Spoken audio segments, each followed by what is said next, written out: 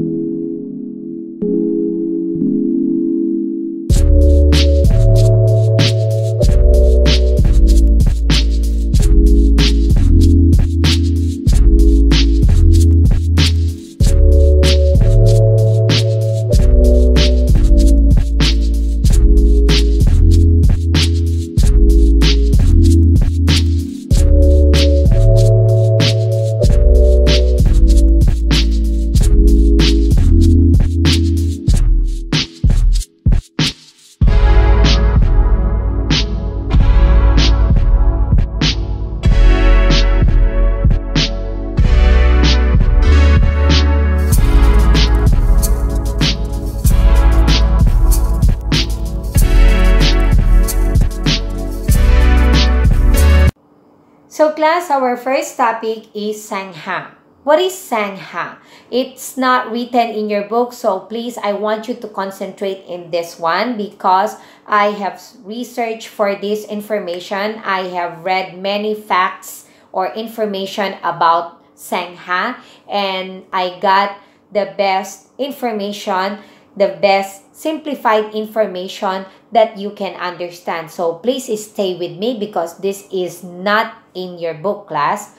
So what is Sangha? Sangha originated in the group of disciples or followers of Buddha who renounced the worldly life to wander. Wander means to go places, to different places with the Buddha and listen to his teachings. So that is Sangha. Okay? Sangha, Buddhist monastic order, traditionally composed of 4 groups. So we have monks, so the people that you can see early in the morning that are wearing the orange robe. And then we have nuns. Basically, nuns are women wearing the pure white dress. We have laymen and lay women. And we are going to have another topic or individual topic about this 4 disciples of Lord Buddha. And in the Sangha, it is also a part together with the Buddha and the Dharma or teaching of the threefold refuge, a basic creed of Buddhism. Generally, the monastic order is dependent on the lay community for economic support or for the people, from the people. That's why you can see monks early in the morning because they are actually dependent on people in the form of alms. So they have these bowls with them where you can put food or money so that you can help them and then them can help another people. Okay, or large gifts of money and property. Now, the modern Sangha is governed by disciplinary rules or what we call Vinaya that form part of the sacred canon.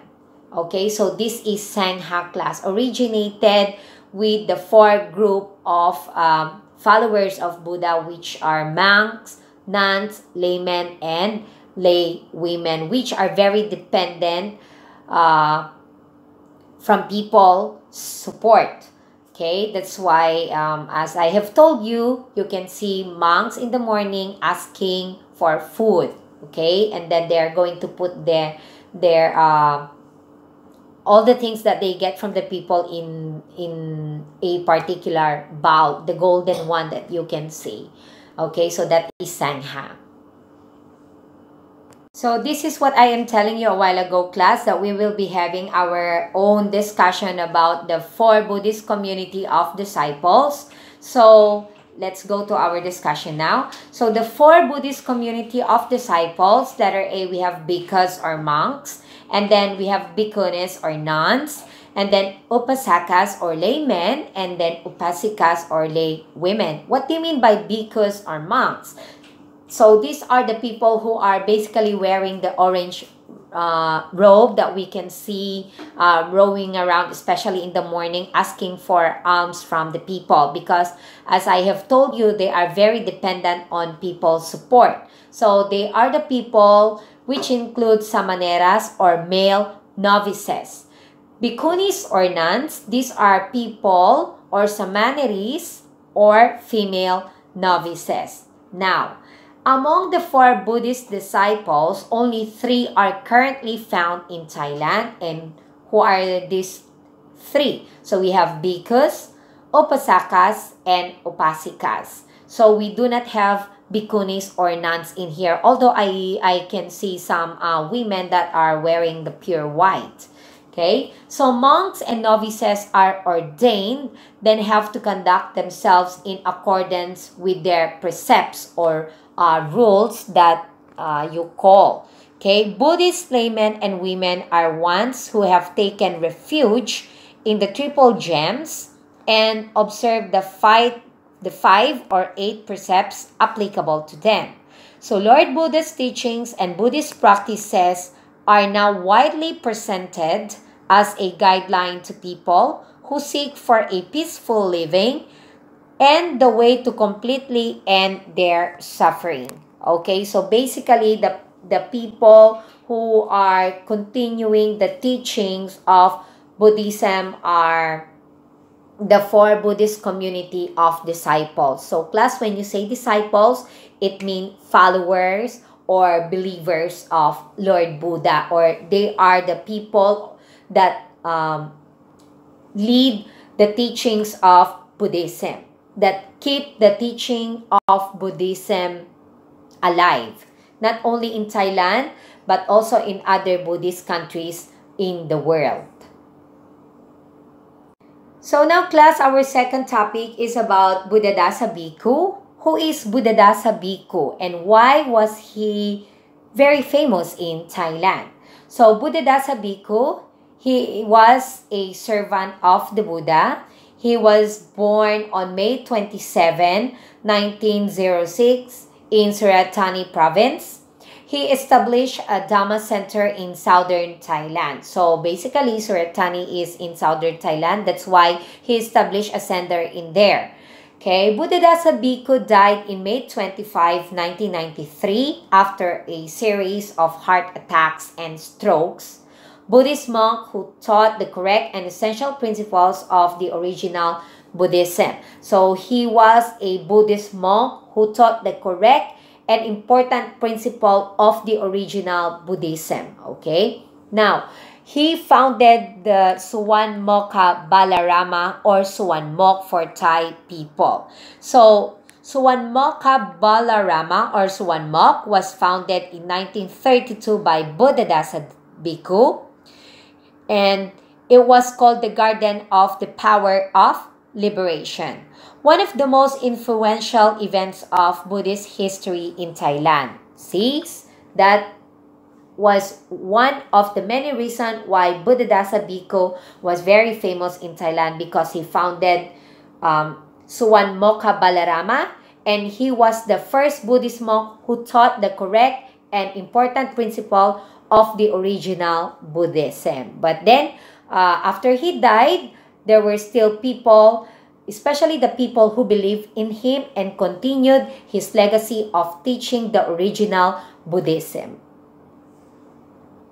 So class, let's continue studying about Buddhadasa Bhikkhu and the things that he had done for Buddhism. So Buddhadasa Bhikkhu's work was based in extensive research of the Pali texts, especially of Lord Buddha's discourses.